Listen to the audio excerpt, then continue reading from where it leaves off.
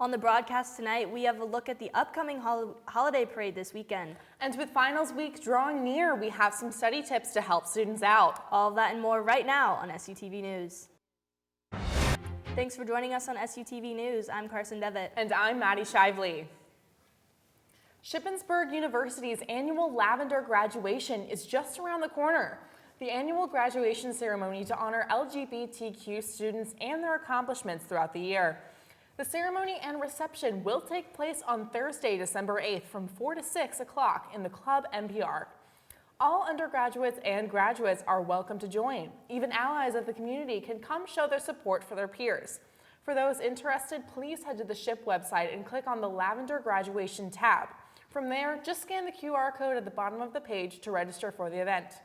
Please email the Page Center for any additional questions you may have at page@ship.edu. The SU Foundation hopes in the midst of the giving season, you feel encouraged to give back to SHIP and donate to the Shippensburg Foundation. The foundation uses these funds to reward students, improve facilities, and fund research. They give back to the university everything they make to make SHIP and its students as prosperous and successful as they can be. Contact the foundation at sufoundation.org if you have any questions or concerns. Shippensburg is kicking off the holiday season with its annual Christmas parade this Saturday. This year's theme is a country Christmas and will feature marching bands, dance groups, Boy and Girl Scouts, and of course, Santa. But the fun doesn't end there. Following the parade, families will be able to view the tree lighting ceremony, visit with Santa, and enjoy complimentary horse-drawn wagon rides from Benchfield's Farms. The parade is set to begin on North Fayette Street this Saturday evening at 6 o'clock. Amongst a hectic finals week, take a break from studying and join President Patterson and First Lady Colleen in Reisner Dining Hall for a pancake dinner on Monday, December 5th from 10 to 11 p.m. Earlier today, SUTV's own Storm Johnson spoke with President Patterson about the event. He said, quote, "For finals feast, we want to give students a break from the cramming and let them decompress from the stressful week," end quote. Patterson also added that they used to do things like cookies in the library, but had decided to do pancakes with all the toppings you could think of to make it filling and fun. It's set to be a great evening to take your mind off of schoolwork, so carve out an hour in your studying to come enjoy free food and fun with our very own President and First Lady. As the semester comes to a close, faculty evaluations are now available. These evaluations are a part of Shippensburg's ongoing commitment to quality instruction in the classroom. To fill out the short 5-minute or less survey, you can check your SHIP email. All of your responses are confidential and some courses may not be listed to complete. These evaluations are important to get your feedback on the course and the teaching. If you have any questions, feel free to email the provost office at provost@ship.edu. With finals week coming upon students very quickly, now is a better time than ever to start preparing for finals. Here at Shippensburg University, there are a multitude of resources available that students can use. Mallory Hall is always a great place to start. Home of the Student Success Center, there students have access to course-based tutoring, writing tutoring, and learning specialists. They can help you review course material, enhance your writing knowledge, and improve your study skills. Other scholars recommend finding a quiet place to study, breaking down study sessions to only a few topics at once, and avoid last-minute procrastination at all costs.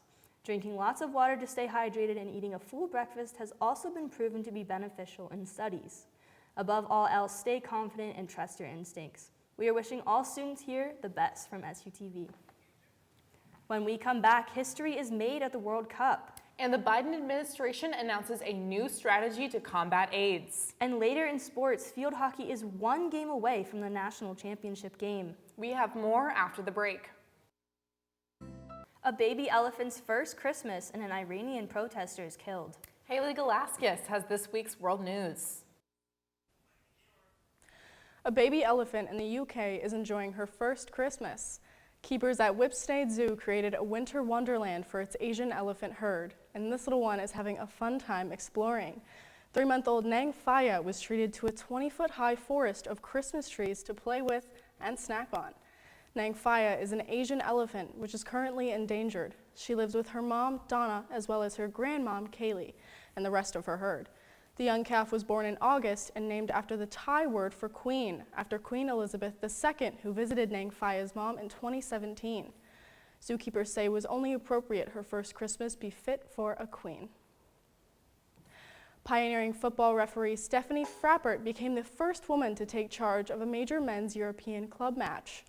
And today, she's poised to make history again, becoming the first woman to referee a men's World Cup match. The French woman will form part of an all-female refereeing trio, officiating Costa Rica versus Germany in their Group E match. She's one of 6 female match officials this World Cup.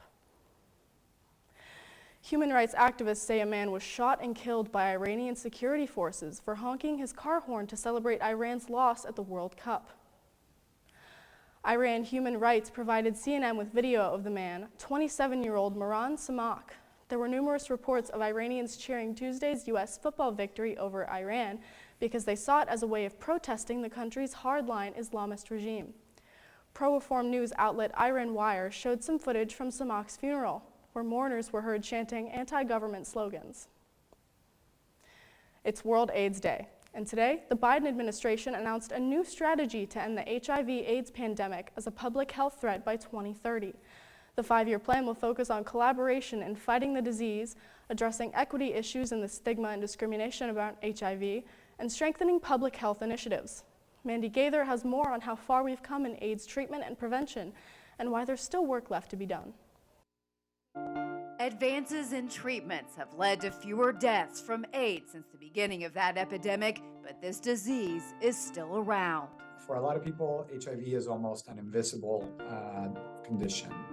But what we know is that, we still have over 30,000 new infections in the U.S. every single year. Dr. Carlos Malvis-Tuto treats HIV and AIDS patients at Ohio State's Wexner Medical Center. He says awareness remains critical as many people are living with HIV and don't know it. You can trace 40% of new infections to people who actually were unaware of their own diagnosis. Malvis-Tuto says we now have tools to help prevent HIV infection in those who are at risk, and treatments are now available which allow for people who have the disease to live normal lives. Even though we don't have a cure yet, as long as somebody is keeping up with their treatment, then they can manage it perfectly well. However, work still needs to be done. Malvis-Tuto says we need to normalize testing and make sure all people are able to get HIV care. If we don't ensure access, equal access for everyone with HIV, then we will not be able to end the pandemic. For Health Minute, I'm Mandy Gaither. HIV can affect anyone, regardless of their sexual orientation, race, gender, or age. The Centers for Disease Control and Prevention say talking openly about HIV, getting tested, and knowing your HIV status can help in the fight against AIDS. That's it for World News this week. I'm Haley Galaskas. Now back to Maddie and Carson at the desk. When we come back in entertainment, we have a look at the trailer for the brand new Indiana Jones movie. We have more after the break. Carson, I have been shocked at how cold and windy it's been these last couple weeks. I know, I've had to check the weather app almost every morning just to make sure I wear their proper clothing. I know. Now let's go over to Storm Johnson, who has this week's weather. With finals week upon us, let's take a look at what weather is coming our way. Tonight, expect temperatures to drop below 30 degrees with clouds early in the evening that should fade away as we get closer to the morning. By tomorrow, we should see clear skies and a high of around 50 degrees. And over the weekend, on Saturday, expect an 80% chance of rain with temperatures almost reaching 60 degrees, while Sunday we see a partly cloudy day with temperatures barely scratching the 40s. Early next week, partly cloudy again for Monday with temperatures in the high 40s. Tuesday, we see the rain come back with a 70% chance, dwindling to only 30% on Wednesday. And both days expect highs of around 50 degrees. Thursday and Friday, the rain seems to go away, but the clouds stick with us. We're going to see partly cloudy days hovering in the low 40s to high 30s range. And that is all for your weather this week. I'm Storm Johnson, and now over to Michael Donegan with this week's entertainment.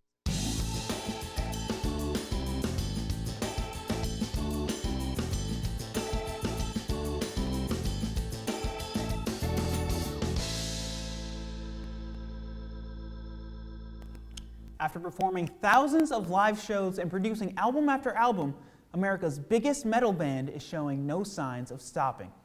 On Monday, Metallica announced their next album, called 72 Seasons, set to release on April 14th, 2023. Alongside the announcement came the release of a brand new single called Lux Eterna. In addition, the band also announced their next tour called the M72 Tour. Metallica will be performing 23 shows across North America and Europe over the next 2 years. Each performance will be split across 2 shows each weekend, complete with unique set lists with no repeats, and different opening acts including Pantera, Greta Van Fleet, and Five Finger Death Punch. Tickets for the M72 Tour will be available to the general public starting tomorrow. Well, it is officially award season, and BTS has done it again. The K-pop sensation has bagged yet another title, 2022's Worldwide Icon of the Year Award. The MNET Asian Music Awards, also known as the MAMA Awards, was held on both Tuesday and Wednesday, November 29th and 30th in Osaka, Japan. It is nothing out of the ordinary for the 7-member group to win a title this significant. BTS has broken 23 Guinness World Records in their dedicated careers, cherished for their choreographies, music, and stage presence. They have been nominated for over 600 awards since their debut album in 2013. Receiving this award could be considered a proper send-off, as news recently surfaced of the boy band's mandatory military service beginning this month. There is much more in store for BTS's prosperous career, with plenty more records and nominations in the foreseeable future. Following Disney's Star Wars sequel trilogy, Lucasfilm is looking to revisit their other major franchise. The first trailer for the long-awaited 5th Indiana Jones film was released earlier today. The film's official title is Indiana Jones and the Dial of Destiny. Harrison Ford reprises his role as the iconic hero and will star alongside Phoebe Waller-Bridge, Mads Mikkelsen, and John Rhys-Davies. Indy's 5th adventure will take place in 1969 during the space race against the Soviets. Indiana Jones and the Dial of Destiny will be released in theaters on June 30th, 2023. And finally, one of Fleetwood Mac's founding members has died. Christine McVie, the famous singer and songwriter for the group, passed away on Wednesday at the age of 79. According to a statement released on McVie's Instagram, she died of a brief illness while being surrounded by her family. Fleetwood Mac released a statement saying, quote, "She was truly one of a kind, special and talented beyond measure. She was the best musician anyone could have in their band and the best friend anyone could have in their life," end quote. Fellow Fleetwood Mac member Stevie Nicks released her own personal statement, calling McVie her, quote, "best friend in the whole world since the first day of 1975," end quote. McVie was the mind behind several of Fleetwood Mac's hit songs, including Don't Stop, Over My Head, and Say You Love Me. McVie's family requests that Fleetwood Mac fans respect their privacy during this time. That's it for this week's entertainment. I'm Michael Donegan. Now sending back over to Maddie and Carson at the desk. When we come back in sports, highlights from the men's basketball home opener. We have more after this. Ship Wrestling is making its home debut tonight from Hikes Fieldhouse. The team is undefeated so far on the young season at 4-0, sweeping the Waynesboro Duels and beating Elizabethtown before Thanksgiving.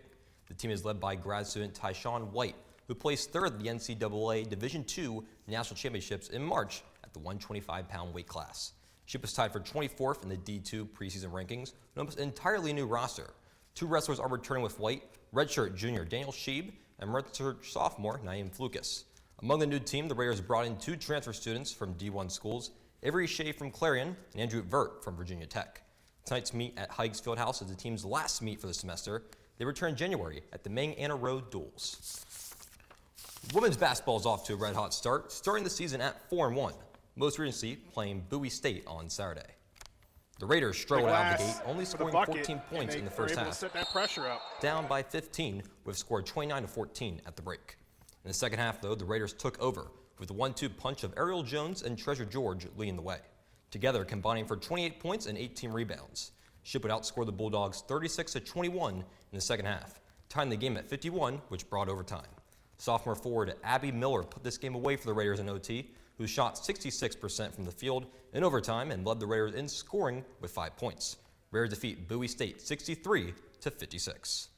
Raiders return to Hikes Fieldhouse this weekend in a PSAC East-West matchup against Cal U and Slippery Rock.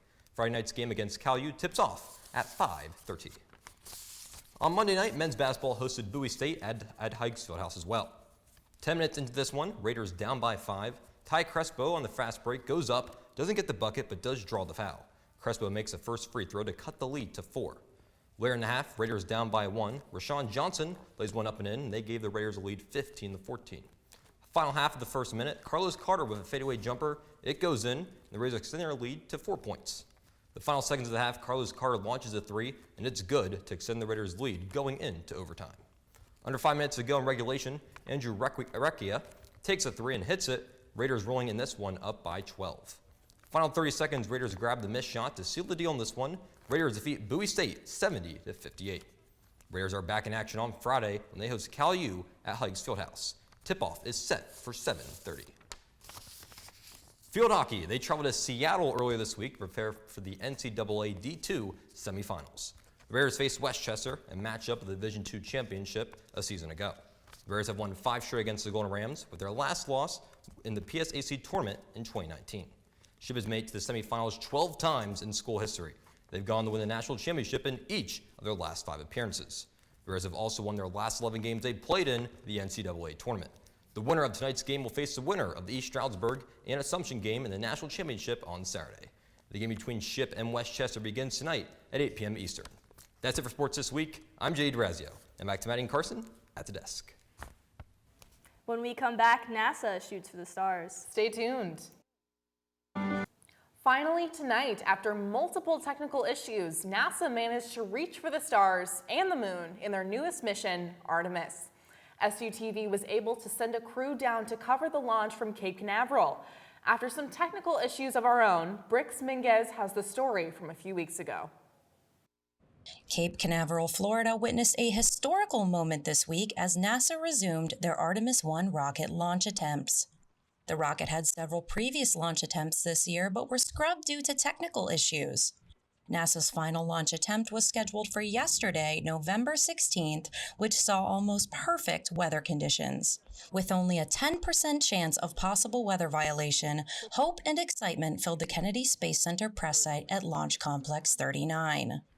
Interviews with NASA and ESA specialists took place at the KSC press site on Monday and Tuesday, where the overall mood was highly optimistic. We're going to live and work on the moon for weeks at a time, and as we build up this infrastructure going forward, so that then we can leverage all of the things we learn about working on a different planet that doesn't have our gravity, that doesn't have our atmosphere, that doesn't have the resources, and apply that to going further and further into the cosmos. ESA astronaut Luca Parmitano was happy to share his hope for the mission. It shows our desire to do something that's really hard, really, really hard. One of your most famous presidents said, we do these things not because they're easy, but because they're hard.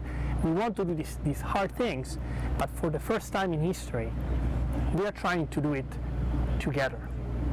Not as a country, but as a community of countries that want to achieve something globally. As the rocket began its tanking procedures, all was going according to plan until leaks were detected just 2 hours before the launch window. The NASA News Media Center waited for further instruction pertaining to the fate of the launch. NASA specially trained technicians called the Red Crew were sent to assess the issue and attempt a repair. After tightening some nuts and bolts, the issue had been fixed and the mission resumed. At 1:47 a.m. yesterday morning, the Orion spacecraft and SLS rocket successfully lifted off the launch pad and illuminated the sky for miles to see. No way!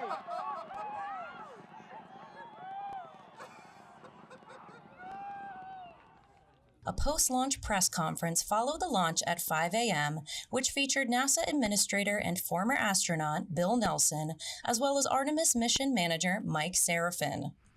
The legacy that this professional crew put together in getting us to this day over the years is a legacy that indeed has been well earned and will continue as we now explore the heavens, as we go back to the moon, and then we go to Mars. We're going to learn a lot more as we go. We've got 4 weeks of mission to go. We are just barely starting to scratch the surface of the Artemis program and gather data. We've learned a few things along the way, mostly that this system is performing exactly as we intended it to. The Artemis program has already began preparing for stages 2 and 3 of the mission, and the project will provide humankind with invaluable information about life in space.